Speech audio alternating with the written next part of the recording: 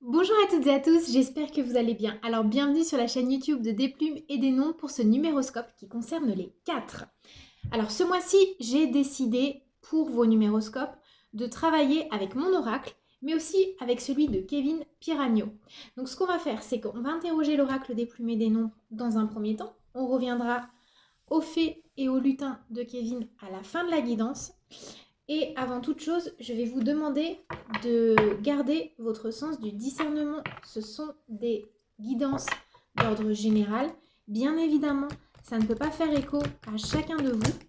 Et c'est vraiment un outil pour vous aider à répondre peut-être à certaines questions. Il y aura peut-être juste une phrase qui va vous interpeller et qui va matcher avec... Bon bah voilà. Bon alors déjà, je la prends celle-ci parce que j'allais dire, on va regarder l'énergie sur laquelle vous devez vous focaliser de prime abord, donc à travers un nombre.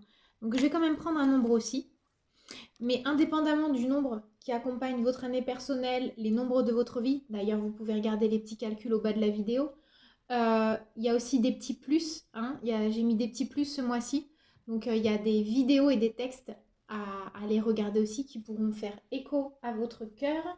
Mais au-delà de ça, voilà, voyons quelle est l'énergie globale qui vous accompagne, quel est le nombre qui vous accompagne. Ensuite, on va demander quel est le défi majeur.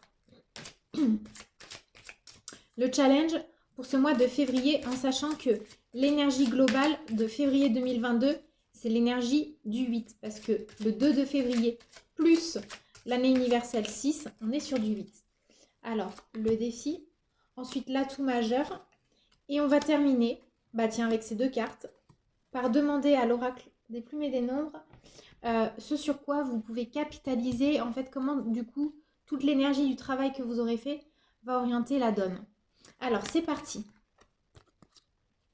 Génial. Alors les 4, on vous demande ce mois-ci de miser en fait sur votre pouvoir de créativité. En fait, le 4, c'est un nombre qui est beaucoup ancré et beaucoup impliqué, entier dans tout ce qui est force d'engagement, travail. C'est un peu le culte de l'effort. Il y a un peu quelque chose des fois qui pourrait se mettre en résonance avec le labeur. Mais du coup, vous êtes capable de bâtir sur le long terme, les 4, et vous êtes souvent capable d'être très très fin, très méthodique dans votre manière d'appréhender les choses, un projet dans sa globalité. Donc là, on vous demande vraiment de vous focaliser sur ce que vous avez envie de voir émerger du sol depuis longtemps. Et pour ce faire, vous avez la plume ocre qui vous accompagne et c'est la plume de l'accomplissement. Donc c'est génial. Ça vient donner une perspective de réussite assez importante, les 4. Alors, le défi majeur, et c'est la plume gris clair qui sort. Alors, dans l'oracle des plumes et des nombres, le gris clair, pardon, eh ben, c'est l'énergie de l'espoir.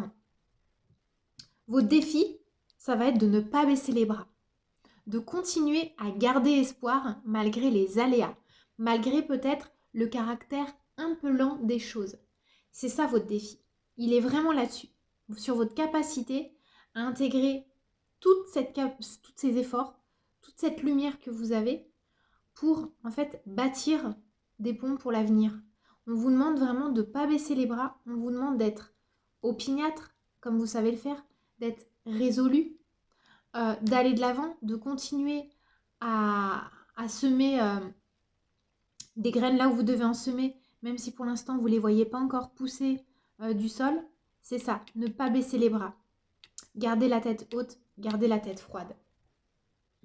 Votre atout maintenant. La liberté, ben, c'est plutôt génial.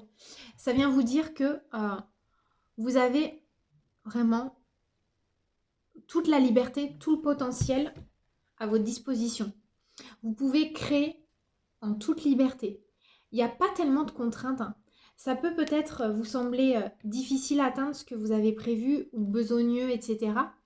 Mais en atout majeur, avec la liberté qui ressort, vous avez aussi quand même la perspective de réussir vite et bien si vous ne baissez pas les bras. Il est vraiment question de ça.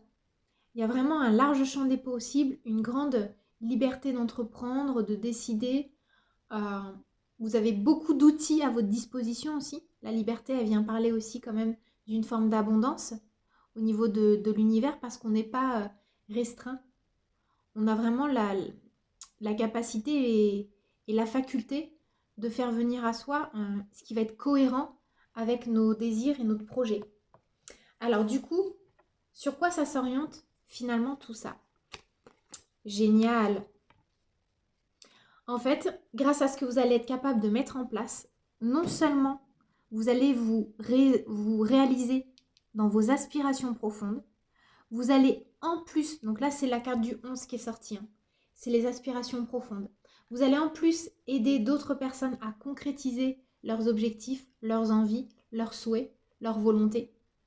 Mais en plus, grâce à ça, vous allez surtout être fiers de vous. Vous allez avoir l'espoir qui va revenir, forcément, hein, avec la promesse de la plume d'ocre, l'accomplissement, ben, on y est hein, avec les aspirations profondes. Mais vous allez aussi réapprendre l'importance des binômes, de faire des bonnes associations. Vous allez peut-être même retrouver confiance en certaines personnes. Vous allez peut-être aussi découvrir les talents de gens autour de vous. Vous allez aussi peut-être agréablement vous laisser surprendre par ceux qui sont disposés à vous tendre la main, à vous apporter une aide assez supérieure. Et la plume fuchsia, eh ben, c'est vraiment la plume de l'insouciance. On vous demande, et elle vient se mettre en résonance pour moi avec la carte 5, on vous demande quelque part de laisser de côté vos tracas, vos tourments. En fait, c'est pas ce sur quoi vous devez vous focaliser, le comment, qui, quoi, ou qu'est-ce, peu importe. Ça va venir tout seul, ça. On vous demande justement de booster votre création. Et pour booster votre création, votre créativité, vous n'avez pas de souci à vous faire. Vous devez vous délester des tracas. La plume fuchsia, dans l'oracle des plumes et des nombres, elle vient en fait aussi vous reconnecter avec les énergies de l'enfance, du passé. Vous savez, cette insouciance qu'on a pu avoir dans notre enfance, où rien n'était si grave. Les événements, quoi qu'il arrive autour de nous, tout était sous contrôle, un peu sous contrôle du cœur, quoi. Et du coup, quand on est dans le cœur, on n'est pas dans le contrôle, on est dans l'abondance des énergies et des sentiments. Donc voilà ce que je peux vous dire pour vous, chers 3. Alors maintenant, on va regarder avec l'oracle des fées et des lutins de Kevin. Et vous voyez, on a la clé dorée qui sort à la coupe et l'enchanteur. Vous voyez, enchanteur, ça vient un peu se mettre en résonance quand même avec cette plume fuchsia. Donc en fait, je vais vous demander de vous poser une question dans votre cœur, de faire silence. Et on va voir comment l'oracle des fées et des lutins de Kevin... Ah bah dis donc, elle a bien sauté celle-ci. Oups. Comment est-ce que l'oracle donc de Kevin vient y répondre? Donc on a celle-ci qui vient de sauter. Et celle-là. Alors, par rapport aux questions que vous vous posez, on a la poudre de comparaison qui sort et la cabane du lutin. Je vais regarder ce que ça nous dit dans le livret de Kevin. Mais je vais d'abord vous livrer comme ça, à brûle-pourpoint, mon interprétation. Je ne l'ai pas encore étudié à fond en fait. J'ai eu envie de le découvrir à travers les numéroscopes, l'oracle de Kevin. Donc je ne connais pas encore toutes les cartes par cœur. Mais je vous lirai après la petite guidance pour que ce soit au clair avec vous. Alors la poudre de comparaison, par rapport à certaines questions que vous vous posez, que ce soit en amour ou pour des projets ou autre chose, on vous demande de ne pas vous comparer.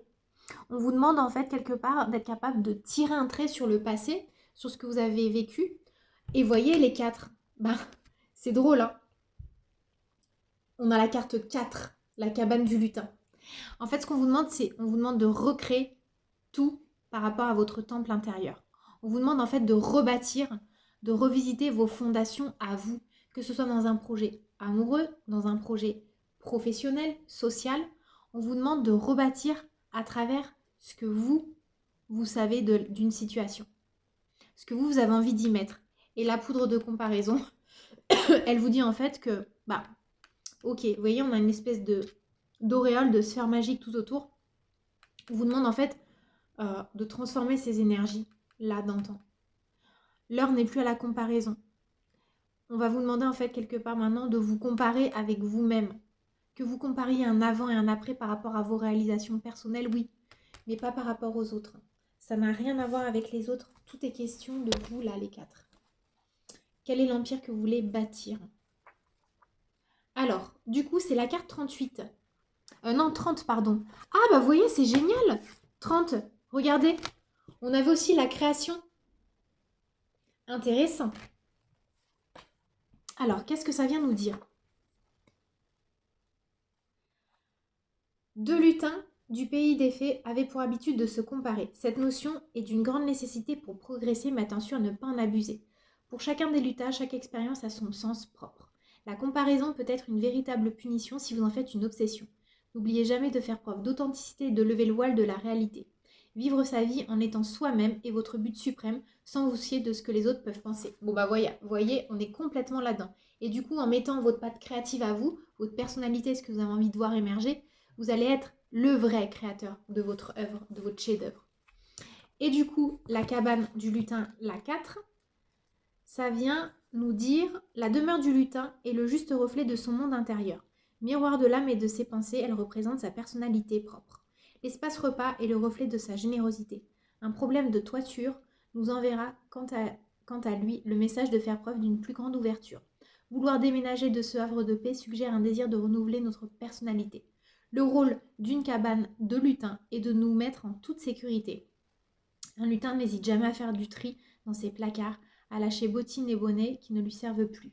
Nettoyer et trier indique un désir de clarifier certaines de ses pensées. Êtes-vous prêt à dépoussiérer certains de vos objets? Voilà les 4. Je vous laisse méditer là-dessus. Je vous dis à très bientôt et je vous embrasse bien fort. Bye bye.